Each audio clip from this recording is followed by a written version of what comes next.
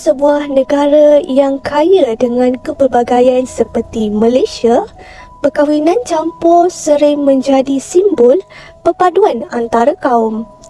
Perkahwinan campur merujuk kepada penyatuan dua individu daripada latar belakang budaya, kaum atau agama yang berbeza.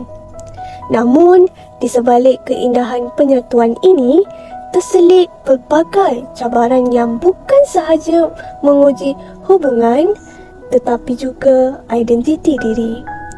Ini adalah kisah Lu dan Mira, dua insan dari dunia berbeza yang dipertemukan oleh cinta. Lu seorang lelaki Cina yang sederhana dan Mira seorang wanita Melayu yang ceria. Bertemu ketika melanjutkan pelajaran di universiti. Perbezaan budaya tidak menjadi penghalang, malah menjadi titik permulaan untuk mereka saling mengenali.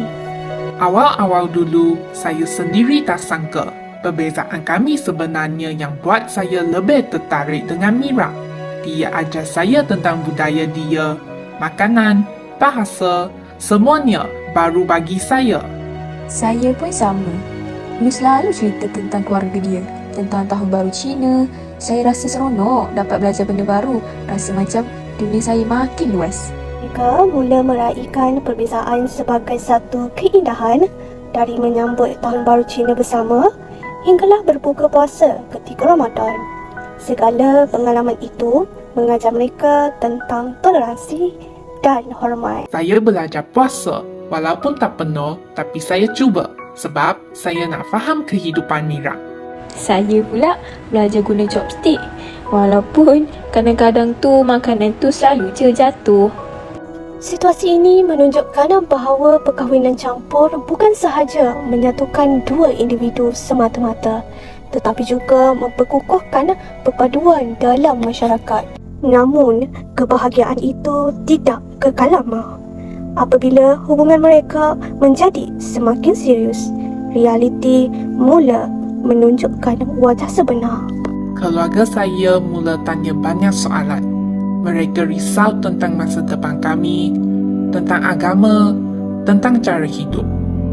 Keluarga saya pun sama.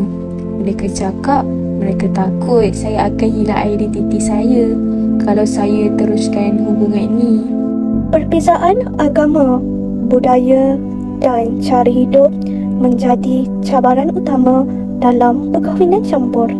Tekanan daripada keluarga dan masyarakat mula menggugat hubungan mereka. Saya tersepit antara keluarga dan orang yang saya sayang. Kadang-kadang saya mula tertanya-tanya, adakah cinta ini cukup untuk kita bertahan? Tekanan demi tekanan akhirnya membawa mereka ke satu titik yang sukar. Bukan lagi soal cinta, tetapi soal identiti. Saya takut kalau satu hari nanti saya tak kenal diri saya sendiri. Kalau saya terpaksa tinggalkan budaya saya, siapa saya sebenarnya? Tak, saya tak pernah nak ubah sesiapa Lu. Tapi keadaan sekarang yang buat semuanya jadi rumit.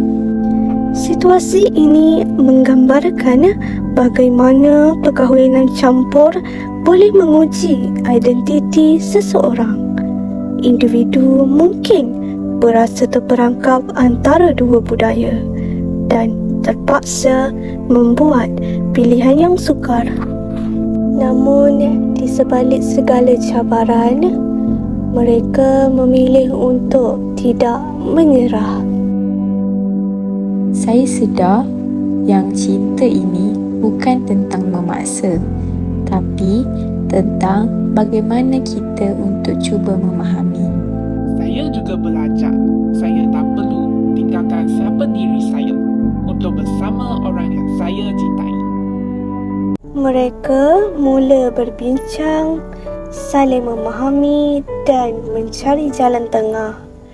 Dengan komunikasi dan toleransi, mereka membina semula hubungan yang hampir runtuh.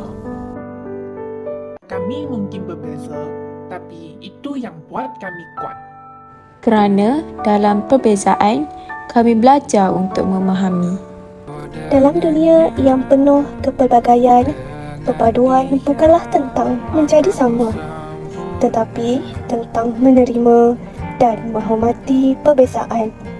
Kerana pada akhirnya, cinta tidak mengenal sepadan. Apalagi ada kamu di sini. Genggam tanganku sayang, kota ini tak sama tanpamu. Masih rasa ingin lagi habiskan waktu di sini. Mungkin 3